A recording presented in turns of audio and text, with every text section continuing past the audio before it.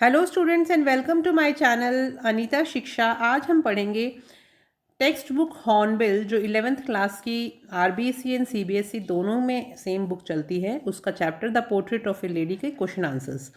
ये same chapter आपके RBSE में 12th क्लास की पनोरमा बुक में भी सेकंड चैप्टर है, तो उसमें आप ये क्वेश्चंस उसके लिए भी तैयार कर सकते हैं।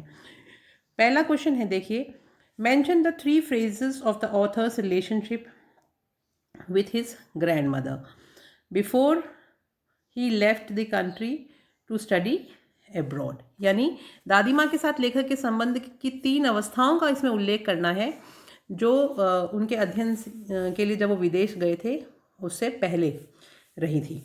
तो पहला देखिए, the 3 phrases of the author's relationship with his grandmother before he left country to study abroad were, यानी कि जो 3 अवस्थाएं, तो पहली अवस्थाओं में देखिए उसका बचपन, the childhood, the boyhood and the early youth. ये 3 अवस्थाएं हैं और उसमें किस किस तरह से ये अलग थी वो हम देखते हैं। When he went to village school, so the 3 phrases of author's relationship with his grandmother before he left the country to study abroad are: childhood, when he went to village school and the grandmother helped him to get him ready and went to school with him. यानी कि पहले जब बचपन था तो उस समय दादी माँ जो थी उसको पूरा हमेशा नहलाना धुलाना तैयार करना और उसके साथ यहाँ तक कि विद्यालय भी जाती थी। बॉयहुड में when he went to the city school in bus, फिर जब वो शहर में चला गया तो वो स्कूल बस में जाने लगा, तो उनका जो साथ था साथ जाने वाला वो छूट गया। ही और वो लोग पर एक ही कमरे में रहा करते थे। He shared a room with grandmother but she could no longer help him in studies. लेकिन अभी वो साथ रहते थे लेकिन दादी उसकी पढ़ाई में मदद नहीं कर पाती थी। एंड द थर्ड फेज जो था, जो अर्ली यूथ, उसमें when he went to the university and was given a room to him own, कि जब वो यूनिवर्सिटी चले गए और उनको अपना खुद का एक कमरा मिल गया तो the common link of friendship was snapped. और जो उनकी एक दोनों के बीच में एक कॉमन लिंक थी वो भी अब छूट गई थी। नेक्स्ट क्वेश्चन देखिए, the 3 reasons why the author's grandmother was disturbed when he started going to the city school। तो यहाँ पे जो ये मी लिखा हुआ है इसको आप करेक्शन कर लीजिएगा, यहाँ पर ही होना चाहिए। when he started going, यहाँ पे ये जो वर्ड है when he started going to the city school are she hated western science। तो the 3 reasons जो थे वो कौन कौन से थे? the 3 reasons why the author's grandmother was disturbed when he started going to the city school are, पहला ये कि she hated western science and learning। ये तो 3 पॉइंट हैं, ये तीनों पॉइंट आप याद भी कर लीजिएगा, बहुत इंपॉर्टेंट है। पहला, she hated western science and learning.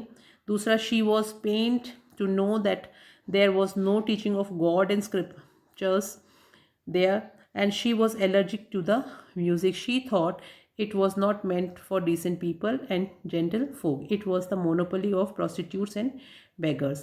तो ये जो 3 चीज़ें हैं ये बहुत इम्पॉर्टेंट है। पहला कि वो आधुनिक विज्ञान और उनके जो सिद्धांत थे और जो उनके सिखाने का तरीका था उसको बिल्कुल पसंद नहीं करती थी, नफरत करती थी।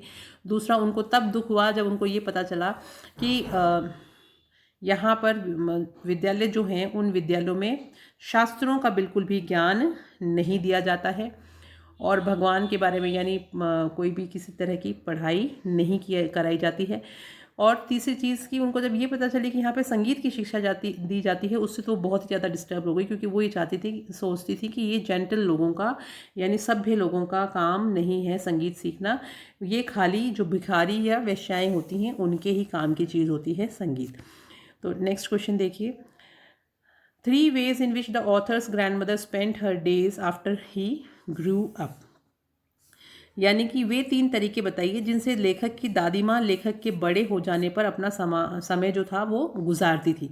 तो वो 3 तरीके बहुत ही सिंपल हैं, आप इनको याद कर लीजिएगा।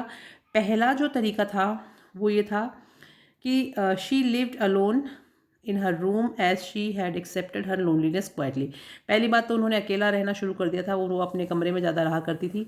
उन्होंने समझ लिया था कि एकांत ही अब मेरा सहारा है। And she set at her spinning wheel reciting prayers, और वो प्रार्थना करती हुई चरखे के पास में बैठ के चरखा काता करती थी और प्रार्थनाएं बोला करती थी।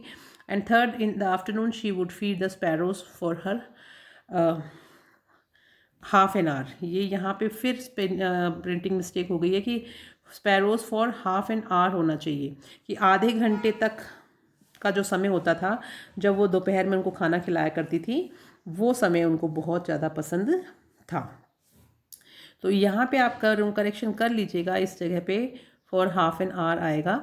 नेक्स्ट देखिए, The odd ways in which the author's grandmother behaved just before she died. Just before her death, the author's grandmother refused to talk to them. मृत्यु से थोड़ा समय पहले उन्होंने सबसे बात करना बंद कर दिया था. Since she had omitted to pray the previous night while she was singing songs of homecoming and beating drums. वो अपने पोते के आने की खुशी में इतनी खुश थी कि उन्होंने खूब ड्रम बजाया था और गाने भी गाए थे, और फिर उनको उल्टी भी हो गई थी। She was not going to waste any more time. अब वो समय ख़राब नहीं करना चाहती थी। शी इग्नोर्ड देयर प्रोटेस्ट, और उन्होंने उनकी कोई भी बात नहीं मानी, सब चीज़ों को नज़रअंदाज कर दिया। जब उन्होंने कहा कि डॉक्टर के पास लेके चलते हैं, बिल्कुल मना कर दिया। She lay peacefully and bed praying and telling prayers beads. वो चुपचाप शांति से अपने बिस्तर में जाके लेट गई और उन्होंने कहा कि मुझे मेरी प्रार्थनाएं करने दो, क्योंकि मेरा अंत समय आ गया है। अब मैं किसी तरह से किसी से कोई डिस्टर्बेंस बर्दाश्त नहीं करूँगी। नेक्स्ट क्वेश्चन देखिए, the way in which sparrows express their sorrow when the author's grandmother died. यानी जब उस स्थिति का हमें वर्णन करना है जब गौरैयों ने लेखक की दादी की मृत्यु पर अपना दुख जताया। Thousands of sparrows sat silently surround the dead body of the author's grandmother। यानी लेखक की दादी जी के पार्थिव शरीर के चारों तरफ आके वो गौरैया चुपचाप बैठ गई। देयर वॉज नो चिरपिंग, और उन्होंने बिल्कुल भी आवाज़ नहीं करी थी। The author's mother threw them crumbs of bread to them, they took no notice of them. और जब दादी के चारों तरफ वो आके बैठी और लेखक की माँ ने उनके खिलाने के लिए ब्रेड क्रम्स दिए, तो उन्होंने उसकी तरफ बिल्कुल भी ध्यान नहीं दिया और वो चुपचाप शांत बैठी रही, जैसे कि वो भी शोक व्यक्त कर रही हों।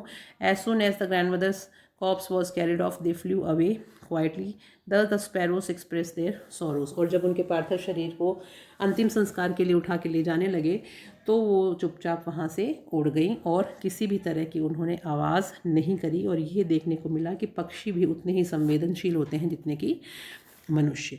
तो आई होप आपको ये चैप्टर अच्छे से समझ में आ गया होगा। इसे क्वेश्चन आंसर्स आप लोग अपनी नोटबुक में कर लीजिएगा और याद कीजिएगा। और नेक्स्ट चैप्टर में आपकी क्लास का फिर से नेक्स्ट समरी जो आपके चैप्टर की है वो लेके आऊँगी। और तब तक के लिए all the best for your exams and study well, do well in your papers. अब नेक्स्ट चैप्टर में आपकी पोएम लेके आने वाली हूँ, द वॉइस ऑफ रेन, उसकी summary, line to line explanation and question answers. और तब तक के लिए bye bye and have a nice day. और जाने से पहले don't forget to like, subscribe, share and comment on my channel. Okay, bye bye, have a nice day, thank you.